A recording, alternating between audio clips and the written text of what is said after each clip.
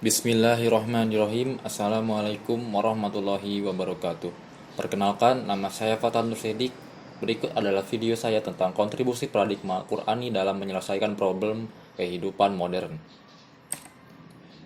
Rangkuman tentang kontribusi paradigma Qur'ani dalam menyelesaikan problem kehidupan modern.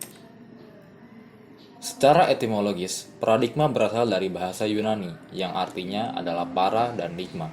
Para mengandung arti di samping, di sebelah, dan keadaan lingkungan. Digma berarti sudut pandang, teladan, akretif, dan ideal. Bisa dikatakan paradigma adalah cara pandang, cara berpikir tentang suatu realitas. Secara terminologis, paradigma adalah cara berpikir berdasarkan pandangan yang menyeluruh dan konseptual terhadap suatu realitas atau suatu permasalahan dengan menggunakan teori-teori ilmiah yang sudah baku, eksperimen, dan metode keilmian yang bisa dipercaya. Paradigma Qur'ani adalah cara pandang dan cara berpikir tentang suatu realitas atau suatu permasalahan berdasarkan Al-Quran. Al-Quran mengandung gagasan yang sempurna mengenai kehidupan. Al-Quran mengandung suatu gagasan murni yang bersifat metahistoris. Menurut Kunto Wijoyo, Al-Quran sesungguhnya menyediakan kemungkinan yang sangat besar untuk dijadikan cara berpikir. Premis-premis normatif Al-Quran dapat dirumuskan menjadi teori-teori yang empiris dan rasional. Struktur transendental Al-Quran adalah sebuah ide normatif filosofis yang dapat dirumuskan menjadi paradigma teoretis. Paradigma Qur'ani akan memberikan kerangka bagi pertumbuhan ilmu pengetahuan empiris dan ilmu pengetahuan rasional yang orisinal, dalam arti sesuai dengan kebutuhan pragmatis masyarakat Islam, yaitu untuk mengaktualisasikan misinya sebagai khalifah di muka bumi. Al-Quran bagi umat Islam adalah sumber primer dalam segala segi kehidupan. Al-Quran adalah sumber ajaran teologi, hukum, mistisme, pemikiran, pembaruan, pendidikan, akhlak, dan aspek-aspek lainnya. Tolak ukur benar atau salah, baik atau buruk, dan indah atau jelek adalah Al-Quran. Yusuf Al-Qaradawi menjelaskan bahwa tujuan diturunkan Al-Quran paling tidak ada 7, yaitu 1. Meluruskan akidah manusia, menekan pokok-pokok tauhid, mensahihkan akidah tentang kenabian dan kerasulan, meneguhkan keimanan terhadap akhirat dan keyakinan akan adanya balasan yang akan diterima di akhirat. 2. Meneguhkan kemuliaan manusia dan hak-hak asasi manusia. 3. Meneguhkan kemuliaan manusia. 4. Menetapkan hak-hak manusia. 5. Meneguhkan hak-hak duafa atau orang-orang lemah secara ekonomi. 6. Mengarahkan manusia untuk beribadah secara baik dan benar kepada Allah. 7. Mengajak manusia untuk menyucikan rohani. 8. Membangun rumah tangga yang sakinah dan menempatkan posisi terhormat bagi perempuan. 9. Membangun umat menjadi saksi atas kemanusiaan. Dan 10. Mengajak manusia agar saling tolong-menolong. Dalam sejarah peradaban Islam, ada suatu masa yang disebut masa keemasan Islam, karena umat Islam berada di dalam puncak kemajuan dalam berbagai aspek kehidupannya, seperti ideologi politik, sosial budaya, ekonomi, ilmu pengetahuan dan teknologi, serta pengamanan dan keamanan. Kalau kita saja mendalam faktor-faktor yang menyebabkan umat Islam bisa maju pada saat itu dan dalam waktu yang sangat lama, lebih dari 5 abad. Jawabannya karena umat Islam menjadikan Al-Quran sebagai paradigma kehidupan. Al-Quran dijadikan sebagai paradigma dalam segala aspek kehidupan dan Rasulullah SAW. Dalam role model atau uswatun hasanah dalam mengimplementasikan Al-Quran dalam kehidupan sehari-hari.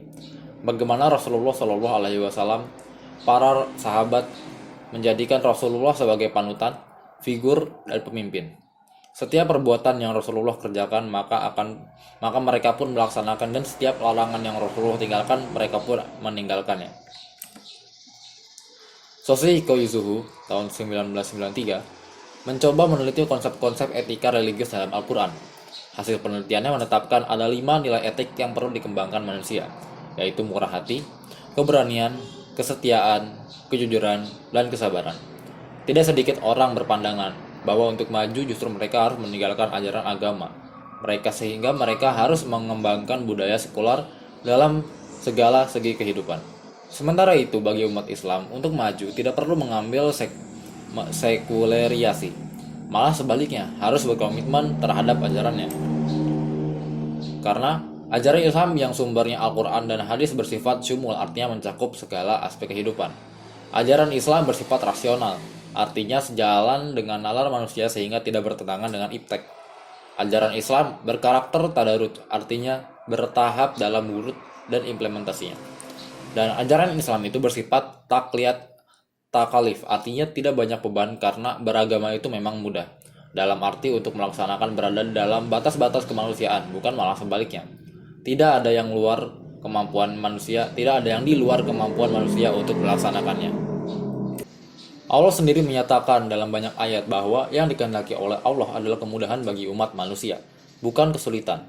Menjunjung tinggi kesamaan, egaliter, keadilan, rahmat, dan berkah bagi semua. Kelima, ajaran yang diangkat Al-Quran berkarakter ijaz, artinya bahwa reaksi Al-Quran dalam mengungkap berbagai persoalan, informasi, kisah, dan pelajaran suatu dengan gaya bahasa yang singkat, padat, indah, tetapi kaya makna, jelas, dan menarik. Al-Quran yang mempunyai prinsip seperti itulah agama masa depan dan agama yang dapat membawa kemajuan. Pengembangan iptek tentu akan membawa perubahan yang sangat dahsyat. Revolusi kebudayaan terjadi karena iptek telah mengantarkan manusia pada kemajuan yang luar biasa. Kemajuan melahirkan kehidupan modern, dan kemodernan menjadi ciri khas masyarakat maju dewasa ini. Bagi umat Islam, kemodernan harus dikembangkan di atas paradigma Al-Quran. Kita maju bersama Al-Quran. Tidak ada kemajuan tanpa Al-Quran. Al-Quran bukan hanya sebagai sumber inspirasi, tetapi ia adalah landasan, pedoman paradigma, dan guide dalam mengarahkan kemodernan agar dapat menyejahterakan manusia, dunia, dan akhirat. Imam Junaid al-Baghdadi menyatakan, meskipun orang tahu segala sesuatu, tetapi jika dia tidak mengenal Allah sebagai Tuhannya, maka identik dengan tidak tahu sama sekali. Junaid ingin menyatakan bahwa landasan iptek adalah ma'rifatullah, dan Al-Quran adalah paradigma untuk mengembangkan iptek. Penguasaan iptek yang dilandasi ma'rifatullah akan membawa kemajuan lahir batin, sejahtera dunia akhirat, dan rahmat bagi semua alam. Ciri utama modern adalah adanya pembangunan yang berhasil dan membawa kemajuan, kemakmuran, dan pemerataan. Pembangunan yang berkesinambungan yang berimplikasi terhadap perubahan pola hidup masyarakat ke arah kemajuan dan kesejahteraan itu merupakan bagian dari indikator kehidupan modern. Lebih rinci, Nurcholish Majid menyatakan bahwa tolak ukur pembangunan yang berhasil adalah sebagai berikut, yaitu tingkat produksi dan pendapatan yang tinggi, kemajuan dalam pemerintahan sendiri yang demokratis, mantap, dan sekaligus tanggap terhadap kebutuhan-kebutuhan dan kehendak-kehendak rakyat. Pertumbuhan hubungan sosial yang demokratis, termasuk kebebasan yang luas, kesempatan-kesempatan untuk mengembangkan diri, dan penghormatan kepada kepribadian individu. 4. Tidak mudah terkena komunisme dan totalitarianisme lainnya karena alasan-alasan tersebut. Dalam konsep Islam, kemajuan dan kemodernan yang integral adalah sesuatu yang harus diraih dan merupakan perjuangan yang tidak boleh berhenti. Berhenti dalam proses pencapaiannya berarti berhenti dalam perjuangan, suatu sikap yang dilarang dalam Islam. Paradigma Qur'ani dalam pengembangan budaya juga akan melahirkan budaya masyarakat yang islami yang tidak sekuler dalam proses, hasil, dan aktualisasinya. Pengembangan ekonomi yang berlandaskan paradigma Qur'ani jelas akan melahirkan konsep dan kegiatan ekonomi yang bebas bunga dan spekulasi yang merugikan. Prinsip ekonomi Islam adalah tidak boleh rugi dan tidak merugikan orang lain. Al-dara wa la dirara. Riba dan garar jelas merupakan sesuatu yang dapat merugikan pihak-pihak tertentu. Paradigma Qur'ani dalam menyoroti segala persoalan harus tetap menjadi komitmen agar umat tidak kehilangan jati dirinya dalam menghadapi tantangan modernitas. Kehidupan modern yang pada hakikatnya merupakan implementasi kemajuan iptek atau ilmu pengetahuan dan teknologi akan memberikan manfaat dan terus berkembang untuk membawa kemajuan yang terus dipandu dan diarahkan oleh wahyu agar tidak terjebak dalam kehidupan sekularis. Hal ini jelas bukan tujuan kemajuan Islam itu sendiri. Sekularisasi hanya akan mengikis keimanan yang ada di hati umat dan melahirkan generasi yang ambivalent atau bersikap mendua dalam kehidupan. Sejarah membuktikan kemunduran umat Islam pada abad ke-18 yang biasa disebut abad stagnasi keilmuan adalah karena beberapa faktor. 1. Karena umat Islam meninggalkan peran Al-Quran sebagai paradigma dalam menghadapi segala persoalan. hilangnya semangat ijtihad di kalangan umat Islam. Kesalahan lainnya menurut Muhammad Iqbal, karena umat Islam menerima paham Yunani mengenai realitas yang pada pokoknya bersifat statis, sedangkan jiwa Islam bersifat dinamis dan berkembang. Para ilmuwan keliru memahami pemikiran Al-Ghazali yang dianggapnya Al-Ghazali mengharapkan filsafat dalam bukunya Tahafudul Falasifah. Padahal Al-Ghazali menawarkan sikap kritis, analitis, dan skeptis terhadap filsafat agar dikembangkan lebih jauh supaya dalam upaya menggunakan paradigma Qur'ani dalam pengembangan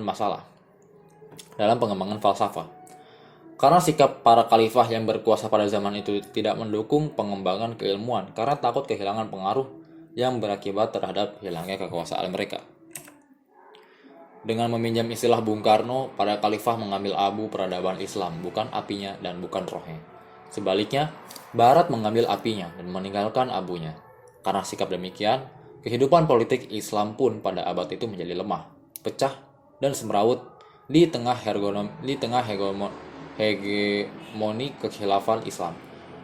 kekhilafahan Islam yang mulai memudar dalam menghadapi peradaban Barat yang mulai menggeliat dan perlahan maju dengan percaya diri. Pengembangan berikutnya, dunia Islam masuk dalam perangkap kolonialisme Barat dan bangsa Barat menjadi penjajah yang menguasai segala aspek dunia Islam. Kunci sukses dunia Islam tentu saja adalah karena kepada Al-Quran. Al-Faruqi menjabarkan dengan langkah sebagai berikut. 1. Memadukan sistem pendidikan Islam. Dikotomi pendidikan umum dan pendidikan agama harus dihilangkan. Meningkatkan visi Islam dengan cara mengukuhkan identitas Islam melalui 2 tahapan. Tahapan pertama yaitu mewajibkan bidang studi sejarah peradaban Islam. Tahap kedua yaitu Islamasi ilmu pengetahuan. 3. Untuk mengatasi persoalan metodologi ditempuh langkah-langkah berupa penegasan prinsip-prinsip pengetahuan Islam sebagai berikut. The unity of Allah, the unity of creation, the unity of truth and knowledge, the unity of life, the unity of humanity. Berikutnya, Al-Faruqi menyebutkan bahwa langkah-langkah kerja yang harus ditempuh adalah sebagai berikut. 1. Menguasai disiplin ilmu modern. 2. Menguasai warisan khazanah Islam. 3. Membangun relevansi yang islami bagi setiap bidang kajian atau wilayah penelitian pengetahuan modern.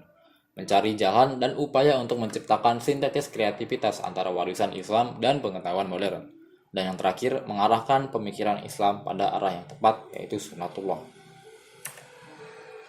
Proyek belajar memformulasikan paradigma Qur'ani dalam menyelesaikan problem kehidupan kontemporer.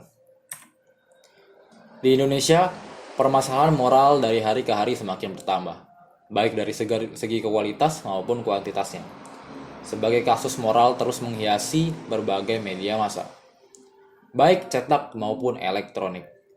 Kasus KKN, korupsi, kolusi, dan nepotisme yang semakin membudaya, pelanggaran HAM, pelecehan seksual, pornografi, pelacuran, dan penyalahgunaan narkoba menjadi permasalahan yang terkesan biasa di mata masyarakat kita sekarang. Bukan sesuatu yang luar biasa dan mengejutkan lagi.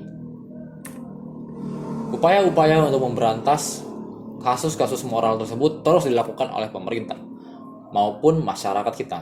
Namun hasilnya belum memuaskan. Dibuatnya undang-undang yang mengatur masalah tersebut serta keberadaan lembaga-lembaga negara yang menangani kasus-kasus tersebut ternyata belum menjadi senjata ampuh yang dapat menghentikan bangsa kita dari tindak pelanggaran moral tersebut. Upaya alternatif yang bisa ditempuh di antaranya adalah melakukan gerakan-gerakan besar yang melibatkan semua golongan atau elemen dalam masyarakat, baik tergabung dalam partai-partai politik, organisasi massa, LSM, maupun perkumpulan-perkumpulan lainnya. Untuk memberantas kasus-kasus moral yang ada dimotori oleh kepemimpinan yang bersih yang berwibawa dari para elit kita. Semangat jihad bagi kalangan muslim juga menjadi ruh yang dapat menjadi pemicu dalam melakukan gerakan-gerakan tersebut. Alternatif lain yang juga sangat penting adalah melalui pendidikan, baik formal, informal, maupun non-formal. Dengan upaya-upaya inilah barangkali kasus-kasus moral di negara kita bisa diminimalisir, meskipun butuh waktu dan proses yang panjang. Persoalan-persoalan keutamaan dan kebangsaan yang sedang menjadi problem di Indonesia. 1. Dekadensi moral. Dekadensi moral adalah suatu kemerosotan moral yang terjadi pada seseorang yang disebabkan oleh faktor-faktor tertentu. Seperti saat ini, dekadensi moral yang terjadi di tengah-tengah masyarakat Indonesia cukup banyak. Perubahan moral itu sendiri banyak terjadi akibat adanya pengaruh budaya asing yang diterima secara mentah-mentah. Budaya asing mempengaruhi gaya hidup seseorang, gaya berpenampilan, gaya bergaul, bahkan gaya dalam berbicara yang tidak lagi menggunakan tata krama yang santun. Media massa pada umumnya adalah tempat penyebaran berita, ilmu, dan pengetahuan. Namun sungguh sangat disayangkan sekali jika media jugalah yang menjadi sarana utama untuk menyebarkan budaya-budaya yang buruk. Di televisi, majalah, dan internet, tindakan asusila tersebar luaskan. Model busana-busana yang tak layak pakai pun telah menjadi ditayangkan di media-media tersebut. Selain media, perkembangan teknologi juga turut membawa dampak buruk bagi manusia. Salah satunya adalah dekadensi moral. Dulu, sebelum teknologi jauh berkembang saat ini, setelah maghrib anak-anak sibuk mengaji, tapi kini setelah maghrib sibuk menonton TV, yang dulunya sibuk menghafal Al-Quran, sekarang sibuk dengan gadget. Yang dulu sibuk membantu orang tua, sekarang sibuk internetan. Dekadensi moral berkaitan dengan surat An-Nahl ayat 80. A'udzubillahi minasyaitonirrajim. Bismillahirrahmanirrahim. Walajat ladzina law taraku min khalfihim dzurriyyatan di'afan khafu alaihim wal yattaqullaha wal yaqulu qawlan sadida.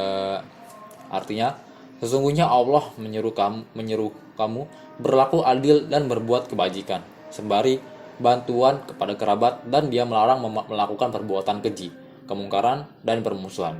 Dia memberi pengajaran kepadamu agar kamu dapat mengambil pelajaran. Upaya mengatasi dekadensi moral yaitu 1. Pengawasan dan juga perhatian orang tua. Orang tua sangat berperan penting dalam mendidik seseorang anak agar tidak mengalami dekadensi moral. Hal ini dikarenakan orang tua merupakan keluarga terdekat sang anak, di mana ia selalu tahu keadaan sang anak dan membuat anak menjadi merasa aman dan nyaman di dalam keluarga tersebut. Kedua, memberikan pendidikan karakter. Pendidikan karakter merupakan pendidikan yang sangat penting untuk diterapkan pada saat ini, karena zaman sudah modern dan juga pengaruh globalisasi membuat semua budaya asing dapat masuk ke Indonesia dengan mudah, dan apabila tidak melakukan pendidikan karakter, maka budaya asing tersebut akan merusak karakter kita. Pendidikan karakter akan lebih baik jika dilakukan pada waktu anak usia dini, di mana itu adalah awal dari tumbuh kembang sang anak, sehingga akan mudah dalam melaksanakan pendidikan karakter. 3. Penegakan hukum. Penegakan hukum juga merupakan hal penting dalam dekadensi moral.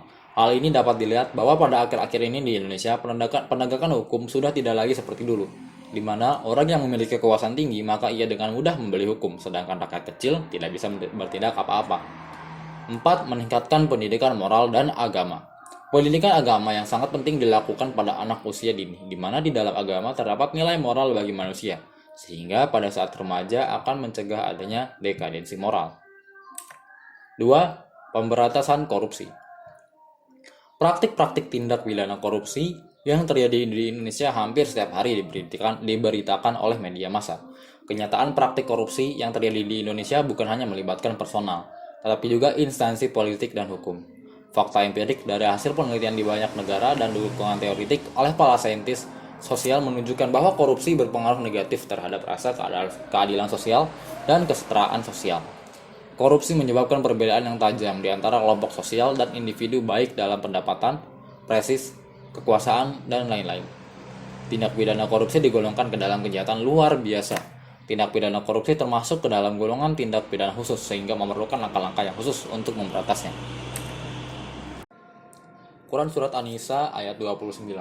A'udzubillahi minasyaitonirrajim. Bismillahirrahmanirrahim. Ya ayyuhallazina amanu la ta'kulu amwalakum bainakum bil batili illa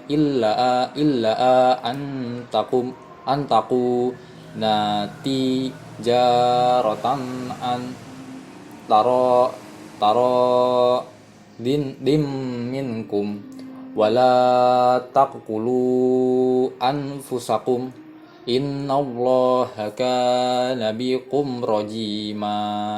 Artinya, wahai orang-orang yang beriman, janganlah kamu saling memakan harta sesamamu dengan jalan yang batil, tidak benar.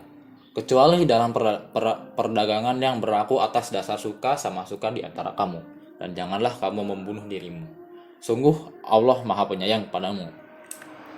Asbatun Nuzul Quran Surat An-Nisa ayat 29.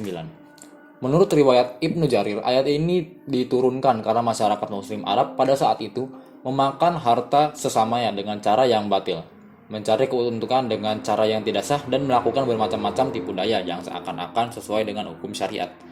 Misalnya sebagaimana digambarkan oleh Ibnu Abbas. Menurut riwayat Ibnu Jarir, seseorang membeli dan kawannya sehelai baju dengan syarat bila ia tidak menyukai dapat mengembalikannya dengan tambahan 1 dirham di atas harga pembeliannya. Padahal seharusnya jual beli bertindak dilakukan dengan rela dan sama suka tanpa harus menipu sesama muslimnya. Solusi untuk pemberantasan korupsi. 1. Membangun supremasi hukum dengan kuat, menciptakan kondisivitas nyata di semua daerah. Eksistensi para aktivis, menciptakan pendidikan anti korupsi, membangun pendidikan moral sedini mungkin, dan pembekalan pendidikan religi yang intensif. Sekian video terkait paradigma Qur'ani dalam menyelesaikan permasalahan modern di Indonesia. Saya mohon maaf jika ada kata yang kurang berkenan di hati atau pembawaan materi yang kurang tepat atau kurang lengkap. Saya Fatah Nur Sidik undur diri. Wassalamualaikum warahmatullahi wabarakatuh.